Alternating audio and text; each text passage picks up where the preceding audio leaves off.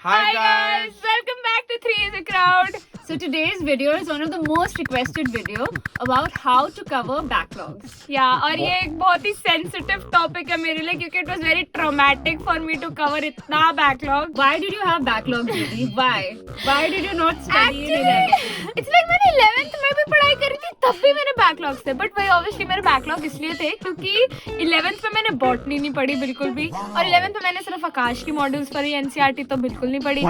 मेरी पुरानी वीडियोस में आप रेफर कर सकते हो कि मैंने बहुत मिस्टेक्स करी थी, उनमें से एक ये थी और मैंने फिजिक्स पे बिल्कुल फोकस नहीं किया, बिल्कुल भी।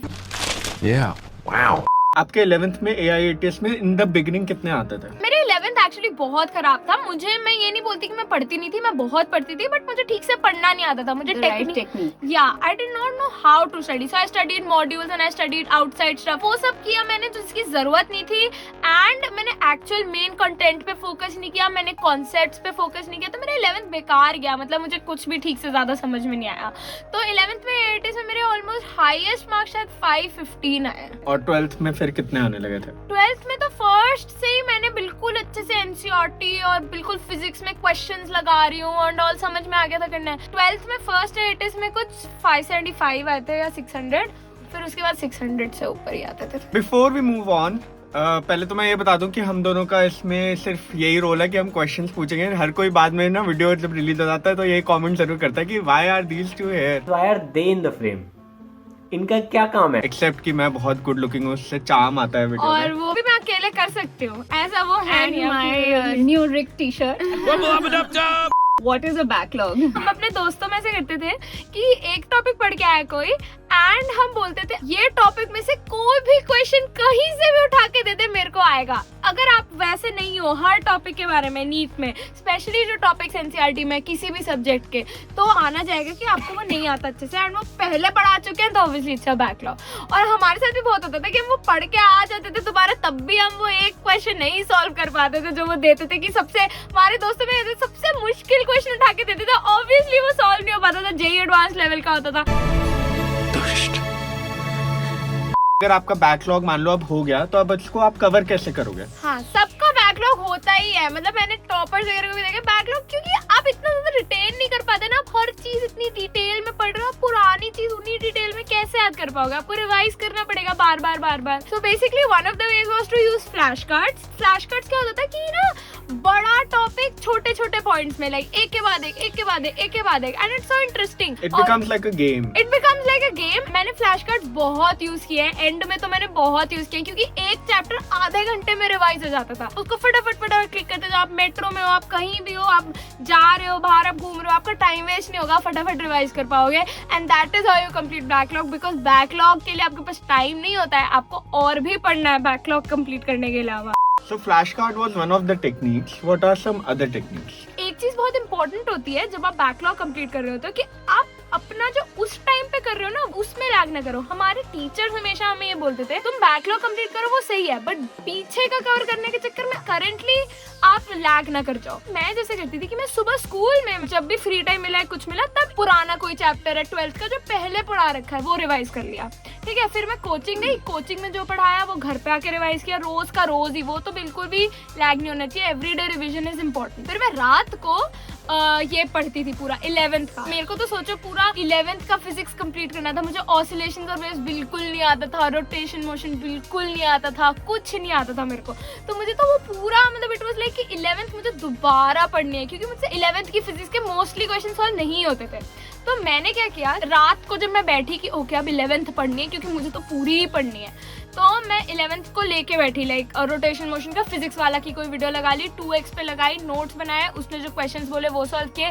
क्योंकि फिजिक्स में कॉन्सेप्ट होता है एंड कॉन्सेप्ट आपका तब तक क्लियर नहीं होगा जब तक आप पूरा समझोगे नहीं उसको। तो फिजिक्स में मैंने ऐसे किया कि हर रोज रात को बैठ के एक चैप्टर की वीडियोस देख ली सारी, उसके क्वेश्चंस लगा लिए, अगले दिन स्कूल में बैठ के उसका असाइनमेंट कर लिया, या आकाश में कभी फ्री टाइम मिला तो जो चैप्टर कल पढ़ा था उसका असाइनमेंट कर लिया, कोई प्रीवियस ईयर ढूंढ लिए, मॉड्यूल कर ली 11th की निकाल के, edit. So marking your NCERTs is very very important from the beginning. मतलब आप अपने डिफरेंट कलर्स यूज़ करो उसमें और ये लिखो कि आप कौन सा क्वेश्चन कब आया था, ये सब पूरा अच्छे से मार्क करना उसी टाइम बहुत ज़रूरी है from the beginning to cover your backlog. And also I will be giving away my NCERTs का PDF at 90,000 सब्सक्राइबर्स जो मैंने मार्क किया था. And it has everything literally. It's gonna be very very helpful for you to get an idea of how to actually mark your NCERTs, but it's only for our subscribers and we'll be doing it at 90,000, so please go and subscribe. अगर आपसे कोई पूछे कि 12th में आप कितना percent देते थे 11th के रिवीजन को, कितना परसेंट टाइम देते थे 12th के रिवीजन को, और कितना परसेंट टाइम देते थे जो आज कराया उस दिन को. सो बेसिकली क्या होता है ना, 12th में जनरली बच्चों का बैकलॉग आता ही नहीं है क्योंकि 12th में आप बोर्ड्स के लिए भी पढ़ रहे हो, तो आप स्कूल में भी पढ़ रहे हो एंड आप कोचिंग में जा रहे हो तो वो सिलेबस जब हो रहा था वो भी पढ़ रहे हो. तो 12th में आप यही फोकस करो कि 12th में बैकलॉग आए ना, जो भी उस दिन पढ़ा है वो पढ़ो एंड घर पे जाके सिर्फ 11th पढ़ो. दोबारा पढ़ते रहो. अगर आपकी बहुत स्ट्रांग है तो अलग बात है, बट नहीं है तो पढ़ते रहो. कोई चैप्टर उठा लिया, एक वीक का स्केड्यूल बना लिया, इस वीक में मैं ये चैप्टर्स कर लूंगा. जैसे मैं फर्स्ट टाइम जब फिजिक्स के रोटेशन मोशन ऑसिलेशंस वेव्स वगैरह पढ़ा था ना, ये मैंने पढ़ा था 12th के स्टार्टिंग अराउंड. मैंने पहली बार पढ़े हैं ये ढंग से और उसमें मैंने बहुत टाइम लगाया. फिर दूसरी बार मैंने 12th के मिड अराउंड रिवीजन किया. फिर तीसरी बार जब ड्रॉपर का AIATS देना हुआ तब रिवीजन किया. तो मैं अपना स्केड्यूल बनाती थी अकॉर्डिंग टू अपना AIATS for 12th and dropper AIATS. तो ड्रॉपर AIATS के 11th के भी टॉपिक्स आते थे, 12th के भी मिक्सड आते थे वो. और मैं एलन के पेपर भी देती थी तो उसमें भी 11th 12th मिक्सड आता था. तो उनमें जो 11th के टॉपिक्स हुए वो उस हफ्ते कर लिए कि इस संडे पेपर है तो इस हफ्ते मैं ये करके जाती हूँ. और फिर लिटरली 2-3 हफ्ते 2 महीने बाद आप नोटिस करोगे आपने कितने सारे चैप्टर्स कर लिए जस्ट बिकॉज आपको पेपर देना था वो. How can a person who is in 11th grade avoid backlogs for their 12th? 11th में भी आप यही करो कि आप 11th की स्टार्टिंग का पढ़ते रहो. लाइक जैसे कि आप 11th की स्टार्टिंग का ना भूलो कि कितने सारे चैप्टर्स हैं. तो आप ना हमेशा जो आप करंटली पढ़ रहे हो उसको तो टाइम दो ही, उसको तो आप ऑटोमेटिकली टाइम दोगे, बट कॉन्शियसली टाइम निकालो and give it to all those पुराने टॉपिक्स. मेरे एक भैया है, he used to study with Kalpana Kumari जो AIR 1 थी 2018 की. एंड वो यही बताते थे कि वो उसके हाथ में पूरे टाइम 11th की बुक्स रहती थी, हमेशा 11th की बुक्स रहती थी. और 12th में भी और 11th में भी उसकी, जैसे हम अगर मॉड्यूल 4 पे हैं तो मॉड्यूल 1 की बुक्स लेके आती थी कि मतलब वो रिवाइज, क्योंकि डाउट्स उसके वो होते थे क्योंकि रिवाइज कर रही है, वो बार बार रिवाइज कर रही है. तो ना एक एज मिलती है आपको औरों पे अगर आपका बैकलॉग नहीं होता. तो जैसे मेरे दोस्तों का बैकलॉग नहीं होता था ना, तो उनको इन पेपर्स के लिए पढ़ने की जरूरत ही नहीं पड़ती थी. लाइक ड्रॉपर वाले पेपर एंड जो भी लाइक अपना सिलेबस के बाहर वाला पेपर, मुझे लगता था शिट यार मुझे अभी घर जाके वो भी पढ़ना है क्योंकि मैंने 11th में वो ठीक से पढ़ा ही नहीं, मुझे कुछ याद ही नहीं है, वो मुझे पूरा पढ़ना पड़ेगा. उन लोगों के लिए होता था हाँ 2 हफ्ते 3 हफ्ते पहले कभी ना कभी तो रिवाइज किया ही है हमने वो चीज.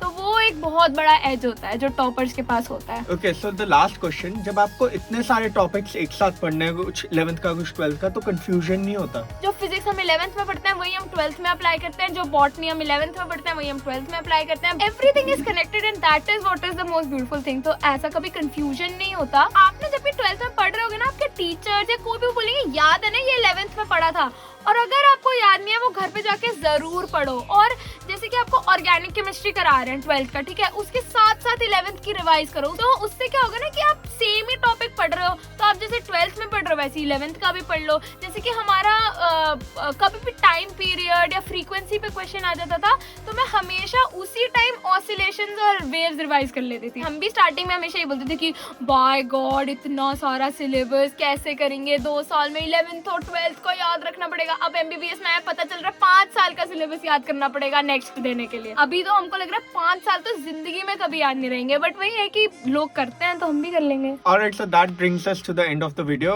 I hope आपको कुछ फायदा मिला हो इस वीडियो से. मेरा स्टोरी था एंड जो मेरी क्लास के टॉपर्स वगैरह थे उन लोगों से मैंने क्या सीखा वही सब आपको बताया मैंने. प्लीज लाइक करो ताकि मेरे को पता चले कि हाँ ओके आपको अच्छा लगता है सब. और नहीं अच्छा लगे तो अनलाइक कर लो. नहीं लाइक ही करो. It's simply greed. And we'll see you in the next video. Bye. So share some more techniques. Flashcards was one. हाँ. फिर से बोलो, फ्लैश कार्ड्स वाज वन.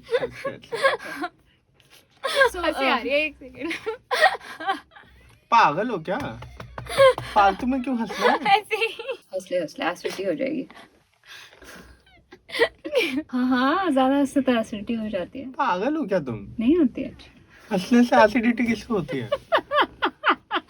ऐसा फील होता है कभी क्योंकि पूरा प्रेशर पड़ता है ना पेट में, हंसते हंसते पूरे जूसेस वगैरह तो नहीं होती। अच्छा चलो कोई नहीं। Flash card was one technique. देख ही रहा आपको। हाँ तो मैं कैमरे में देखती हूँ। Flash card was one technique. क्यों हंस रही है? So flashcards was one.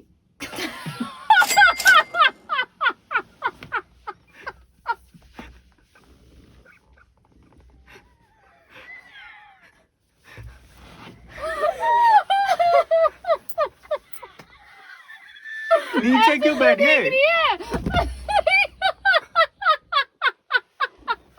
Flashcards was one of the techniques. क्या हुआ? अब तुम क्यों हंस रहे हो? तुमने क्यों हंसते हुए बोला ये? क्योंकि I always smile when I talk. और ये अमेरिकन एक्सेंट में क्यों बोला अभी तुमने ये? बोला नहीं था अमेरिकन एक्सेंट में? I was small when the talk. It's just going out of my system. Okay. हो रहा। हाँ.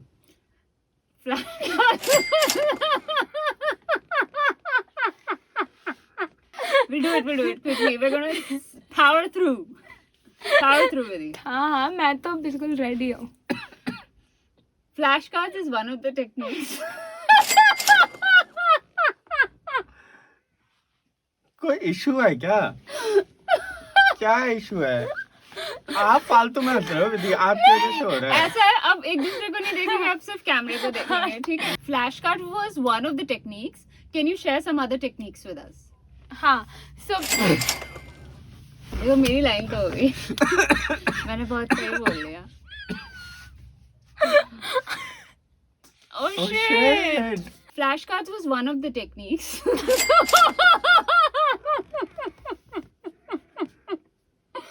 ऐसे सर मत हिला। सर क्यों ला रहे हो विधि?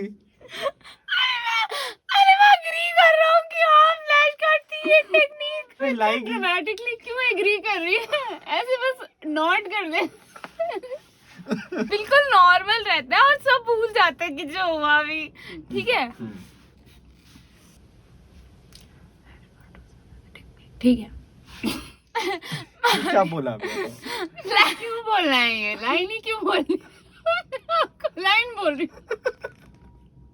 अरे क्यों ना इस लाइन में मेरे को नहीं हंसना यार, मैं ये बोल रहा था। So flashcards was one of the techniques. तू ना जानबूझ के कर रही है। नहीं मैं नहीं कर रहा सही में। हाँ मैं आपको सीधे देख, हाँ बिल्कुल ठीक है सीधे। ठीक है। Flashcards was one of the techniques. Can you share a few more techniques?